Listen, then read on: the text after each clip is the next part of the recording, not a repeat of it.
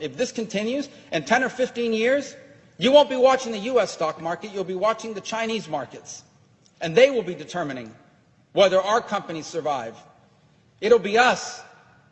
It'll be us on the outside looking in. And then Americans are going to wonder, why do we no longer invent great things? Why do we now have to do whatever China wants in the world in order to get the medicines we need to cure my mom or my dad's Alzheimer's? And the answer will be because when they were displacing us, your policymakers were too busy arguing with each other and playing dumb, ridiculous games on a regular basis. Meanwhile, China was focused like a laser with a plan, and they executed on it.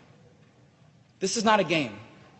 I can think of no more significant issue from the perspective of history than what is happening now. And do not misunderstand me. I do not come here to say that I want to be unnecessarily aggressive with China or that I want there to be a confrontation. China is going to be a rich and a powerful country. And we have no problem with that. We can't have any problem with that. But there has to be a balance.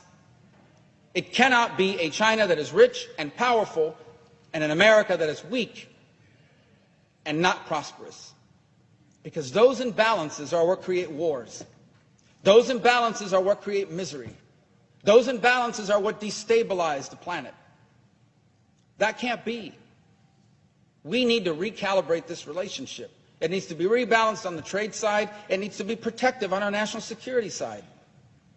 It needs to be equalized. And if it is, China can still be very successful. They're going to invent things. They're going to create jobs. They're going to become more prosperous. And that is fine. We've been doing that for 100 years.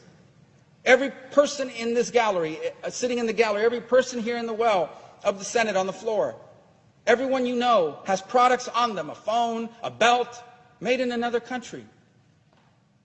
The issue is not that other countries make things and we don't. It's not about us dominating everything.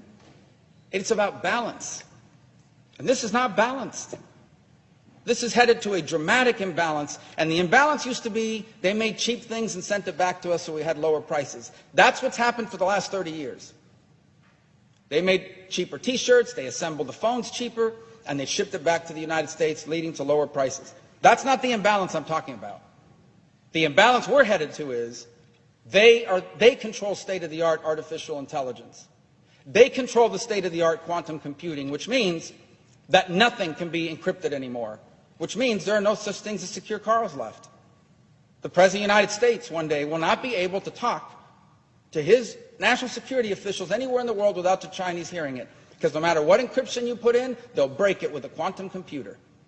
That's the imbalance I'm talking about. The imbalance I'm talking about is one day we'll have a dispute with China on something on national security somewhere in the world, and they will threaten to cut off our supply of biomedicines. In essence, threaten the lives of Americans not getting medicine unless we cave to their desires. That's the imbalance I'm talking about. The imbalance I'm talking about is one where they dominate aerospace, where they are the nation that controls satellites and satellite communication. They are the nation that controls 5G. We're headed towards autonomous vehicles. Autonomous vehicles will depend on 5G technology. And China will dominate the world in 5G, and we will depend on it. So we're going to build a fleet of autonomous trucks and autonomous cars, and none of them will work if the Chinese decide to shut it down because they dominate that field. That's the imbalance I'm talking about. And if this all sounds fantastic, apocalyptic, look it up. Research it. And I promise you, you will not find a single person versed on this topic that would disagree with what I'm saying. This is the threat that we face, and we are not facing it squarely. So I would advise those who cover this issue to stop covering it as a political issue. There are some things so important to this country that I don't care what the politics of it are. And most of my colleagues don't either. Because these are definitional things that will define the 21st century. I would advise us not to cover this as a purely economic issue. Because there is a way to grow the trade gap in the short term. We can sell them a lot more of the things China is willing to buy anyway. They don't intend to lead the world in those things in exchange for them dominating us in the long run.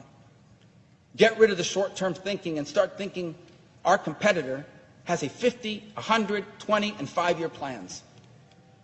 And we don't even know what we're going to be talking about next week.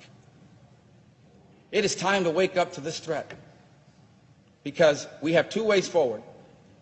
There can be a balanced relationship between two great powers, leading to a world that is stable and secure and prosperity, or we can have an imbalanced world in which a rising power in China does so at the direct expense of a falling status quo power in the United States, and that instability will lead to conflict and a way of life for Americans that we will find unacceptable. And then it will be too late.